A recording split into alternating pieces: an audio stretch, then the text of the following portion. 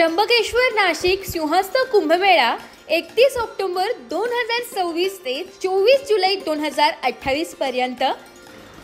शुभारंभ ध्वजारोहण शनिवार दिनांक 31 ऑक्टोबर 2026 दुपारी 12:02 साधुग्राम ध्वजारोहण शनिवार दिनांक 24 जुलै 2027 आखाडा ध्वजारोहण नगर प्रदक्षिणा गुरुवार दिनांक 29 जुलै 2027 प्रथम अमृत स्नान